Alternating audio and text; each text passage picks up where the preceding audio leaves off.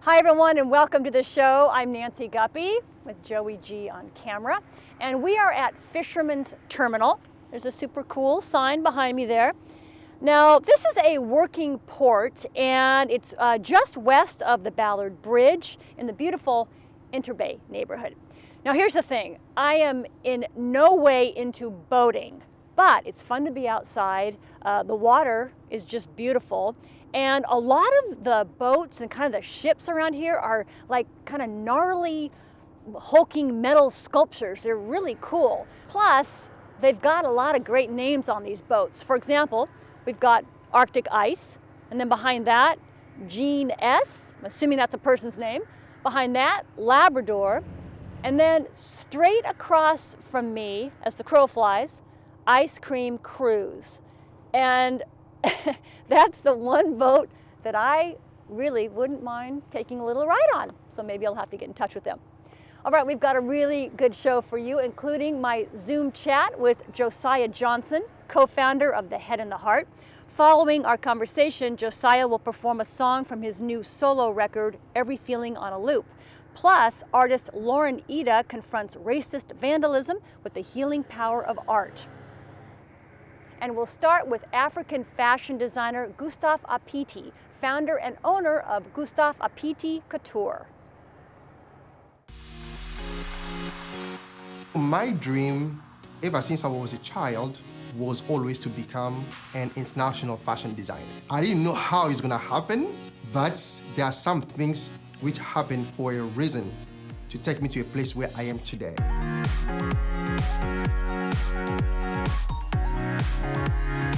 I do custom clothing for both men and women. So I try to specialize more on formal wear, to make beautiful gowns for people who go for a red carpet or for those who do, their weddings, just for special events. Yeah, so this is how you're gonna look in the evening. So now we're gonna try to put on that one. So you'll see how you're gonna look during the day. Don't cry yet. Oh my God. Wow. So what makes me stand out compared to other designers is that I have such a rich background, because based on my culture, we like bright colors, we like to look elegant, to stand out. So when you look at my craft, you will see there is always a special details.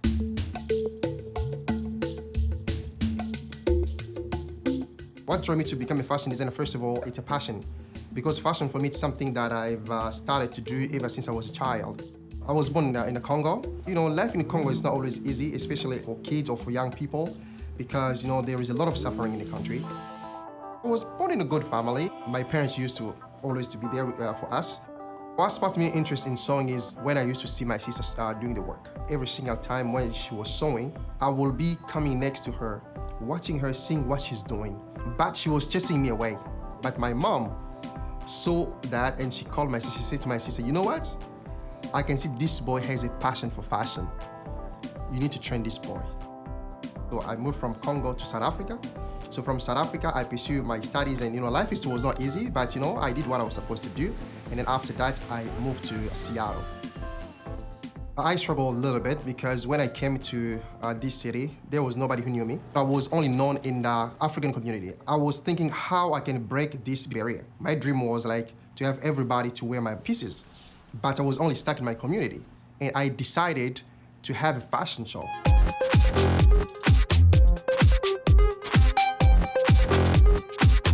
All the money I had in my bank account, I used all the money for that show. And some of my friends even said to me, why are you spending all this money for the fashion show? I said, this is an investment. And when I did that show, it was a success.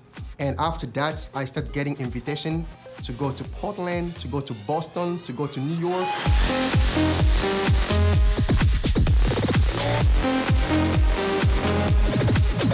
The beach fashion show was the beginning of everything.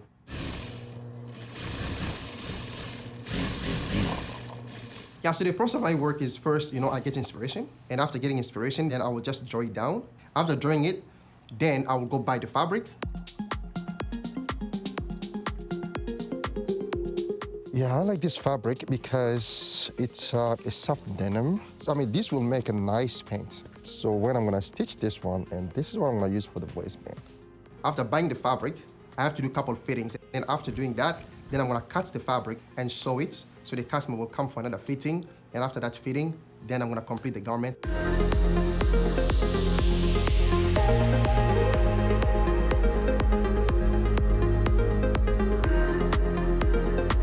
During the pandemic, the business was affected, because so many customers, they canceled their orders. When I saw the situation happening, I was like, I have to do something for the community. I designed some beautiful masks, and many people purchased the mask.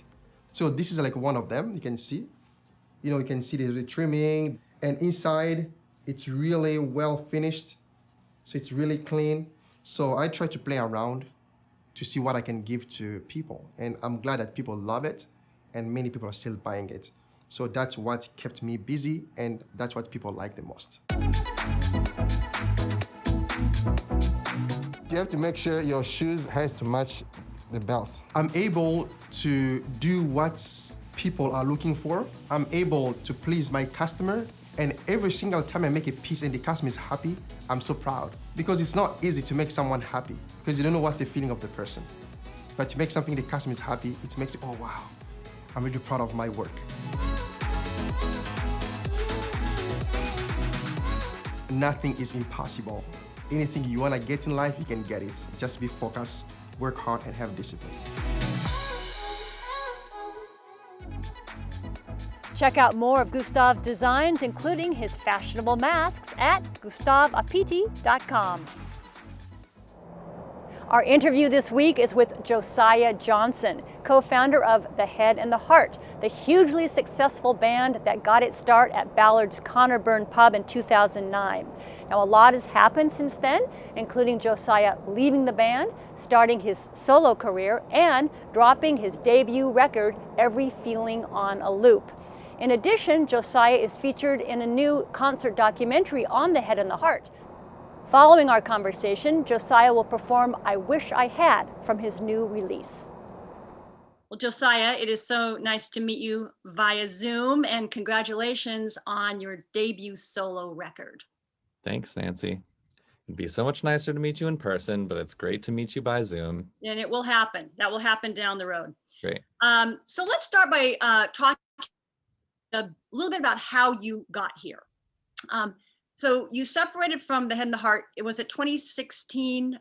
Yeah, it was like end of 2015, start of 2016 was when the writing was on the wall. So you went into rehab to deal with some drug issues. Yeah. I'm curious, was it a struggle to go into rehab or leave the band at such a successful, exciting point in the band's history? It was like very obvious that this was, needed some serious time and attention. What was harder was like having left was like that I would never get anything like that back that I could be like happy or proud of in the same way ever again. Once I had left and once everyone was like, we love you. And they even were like really clear that if I wanted to come back and if things felt good in the future that I could. But I definitely just had, the big thing for me was just the fear that like I've lost this thing and there's no way to ever get back to anything like that again.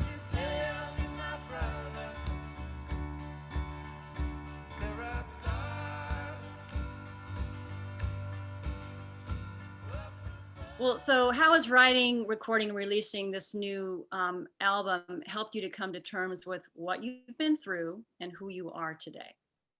If I look at the album, I like chart a journey. And I think when I started the journey, I had a lot of like very negative views of my, like I had done a lot of bummer things. And I think I thought that that's who I was, as opposed to this overarching like addiction as an illness thing that got me stuck in cycles that I didn't want to be in. I always thought I'd be a potted plant. And then like a year or two later, starting to see like flickers of hope, flickers of like change in myself to not be that person that did those things. And that is like reflected in the bridge of the song or, in the outro. And I think that was just really helpful just to stop telling the same negative stories that I had about myself and to start like see that there was a possibility for something different for me was really helpful. When we're lost and tired from the cold and the road and the fight, I hope you'll take me out to dancing again. I hope you'll take me out to dancing again. So Every Feeling on a Loop has a variety of styles and instrumentation, including some really cool horn arrangements. I thought that was cool. So what's the best part, or is there a best part of producing your own solo work? I mean, definitely there's two kind of like big things that come to mind. One is just like working with different instrumentation. There was a band that kind of got formed originally to play a show in New York that was like a one-off thing. And when I asked my friend to help me put that band together, I like got to say like I love playing with cello, and I've been so curious, you know, what it would be like to play with a trumpet player and to like have another strong melody reference that isn't like guitar or piano. Getting to kind of like work with different textures and different melodic possibilities was really exciting. Also, Waiting on You is a song that I essentially just made in GarageBand. I'm waiting. The loop underneath it is like a normal, just like, but then there's a stereo loop thing that happens, and it doesn't sound like drums at all, and it's just in this other world of sound. On a ghost train coming through. It was fun to go like, should I put this thing on the record? Like all the rest of it has cello and trumpet and all of these things, and then it's just like, you're making a record for you, produced by you. Like what better, you know, like that is exactly the place to make your own choices. And so it felt good to get to do that. So Rivers and Roads, The Head and the Heart Live from Pike Place Market, documentary concert film. It recently came out. The film is unusual that you are interviewed off the top or all through it. At the end, you are singing, performing with two of the other founders of the band, The Head and the Heart. Mm-hmm. Yet you're not in the concert itself, that iconic rooftop show at Pike Place Market. I'm curious, what was it like watching that performance? I think I was having a hard day when that was happening, and I was feeling pretty emotional. Call the one drink too many, call it pride of a man. I watched a tiny bit of it. I was like, oh, that's so cool, and also so challenging. And then it was like 6 months later that we got together and did those interviews. And then it was like 6 months after that I saw the like, this is what we used from the interviews, and this is how we arranged it, and does this feel good to you? And so it was like a year after that concert had happened, and my album had just come out. And the band that has toured with me and I went up to Dobe to just like have a week retreat up there and celebrate that the album came out. And that was really wonderful. And that was just like a whole whirlwind of excitement for me. And at the tail end of that, I got the like, check out what this looks like. I remember sitting at a table outside of Grateful Bread and like watching the whole thing. And at that time, enough time had passed, and I was feeling really thankful for all of the things that had happened in the interim, that it was just like so joyful to watch. And that felt really good. The dreams come true, then this is a dream. In an interview in 2018, you talk about songs coming to you on a day when you, quote, don't have your phone around or while you're meditating, which I love. Is it essential from your perspective for a creative person to clear a space, kind of maybe physically, but metaphorically and psychologically? Yes, for me, I noticed that my body is trained to do low-hanging fruit things. And creativity is like not low-hanging fruit. It's like it's never really been low-hanging fruit. So if I'm like in that place of being efficient and looking for whatever is next thing, and don't take the time to like see deeper into what's, you know, beyond the low-hanging fruit. And I honestly, like, you asking me that question right now, you are reminding me that I have not been kind of setting aside that sacred time, and I really benefit from it a lot. Whatever that looks like. Yeah. Yeah. Well, Josiah, thank you so much for talking with me, and congratulations on the new record, Every Feeling on a Loop. I'm looking forward to seeing what's going to be next for you. Thank you. Me too. I'm scheduling studio time right now, and I'm like, I don't know what's going to happen, but I'm going to come as best prepared as I can, and I'm excited to see what comes next too. Thank you. Excellent. Take care.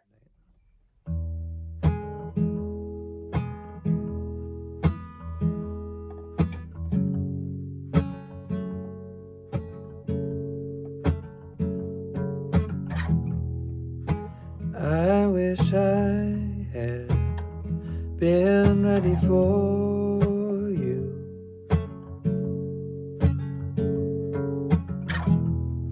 We could have done all those things that lovers do. But I wouldn't let you in. You had to wait in the dark all of those years, wondering when it would start.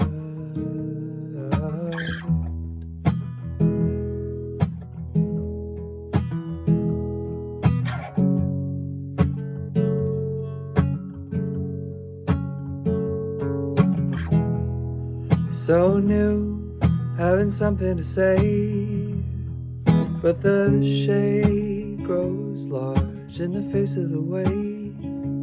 I stick my head in the sand, hope it all goes away like I always had. I wish I had been ready for you.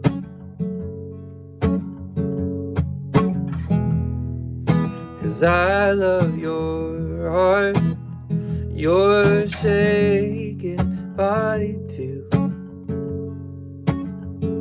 But I wouldn't let you in. You had to wait in the dark all of those years, wondering when it would start. So I'm getting used to dropping my pride. I lay it all out for you. I put it all on the line. I take the right way now instead of the wrong way out for the first time.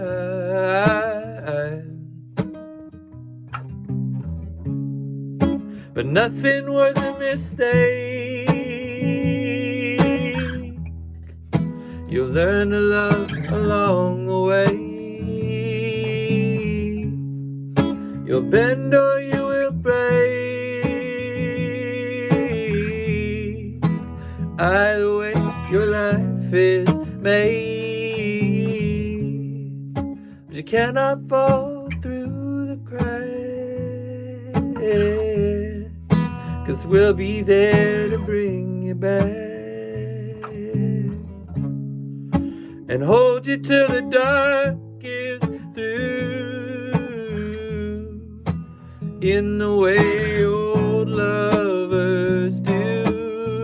Oh, oh, oh, oh, oh, oh, oh, oh, oh, oh, oh, oh, oh,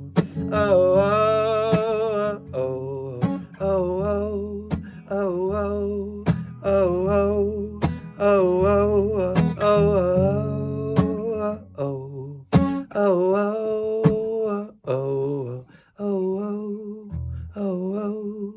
oh, Oh, oh, oh, oh, oh, oh, oh, oh, oh.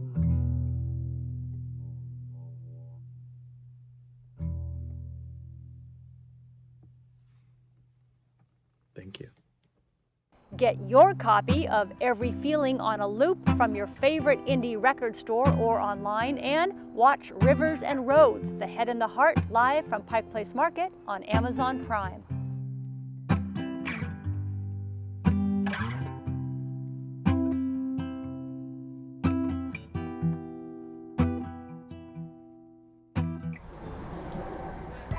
I was commissioned to do a 120-foot long mural with Sound Transit for their new Federal Way station.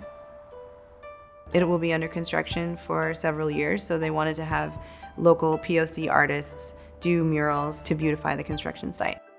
The piece has pictures of my family members from before World War II and symbolic objects from my memory net.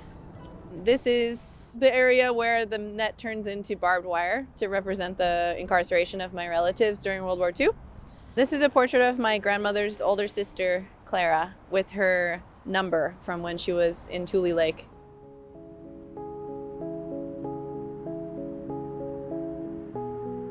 The installation happened, and then shortly after that, somebody came by and slashed through the faces of many of the people depicted in my mural and other murals.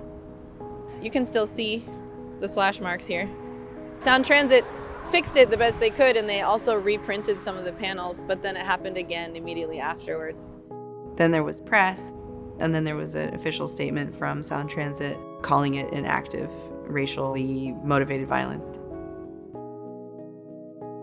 The faces of some of my relatives were also slashed through here. Lauren was very strongly in favor of speaking out, and not only speaking out and repairing the vandalism, but actually calling attention to it. And I think that was a beautiful idea. My plan is to sew up the tears with gold wire, and I'm trying to evoke the ancient Japanese art of repairing pottery with precious metals. So like broken pottery being repaired with precious metals, gold or silver. The concept that I'm really drawn to is that it's a third thing. It's not how it was before, and it's not slashed through anymore, but it becomes like an art piece that's taking what happened to it and accepting it and making it into something new. Lauren's piece is historical in nature, and I think this brings it home right into the present day. I'm gonna move it this way, Lucia. What this ended up being was a way for the artists involved in this project and Sound Transit and myself to put our values into practice and to take action based on these values and to make this a teachable moment for everybody that's been able to witness it. The process of making it into something new is cathartic for me, but also there's an element of wanting to show that I accept the damage and that I did something new to make it beautiful again, and now it's another thing. See more of Lauren's work at laureniida.com. And that's a wrap. Thanks so much for tuning in. And since we were right here on the water, we're going to close the show with the old classic, Message in a Bottle. So I've written a note, and I'm just going to chuck it into Salmon Bay and hope to get a response. Here we go. Hey, Joe, look! It's a message in a bottle. Yeah, I know you just threw it there. Come on, go get it, get it. Oh, okay. Can you reach it? That's a little too far out. Too far? Oh, wait. Okay, hold on. I got this. Oh, okay. There you go. All right. Can you get it? I got it. I got it. Okay, cool. Okay, let's see what this says. What's it say? This is very exciting. All right. Let's see. It says, Joe, please pick up bread, 2% milk, and a few oranges. Okay. No.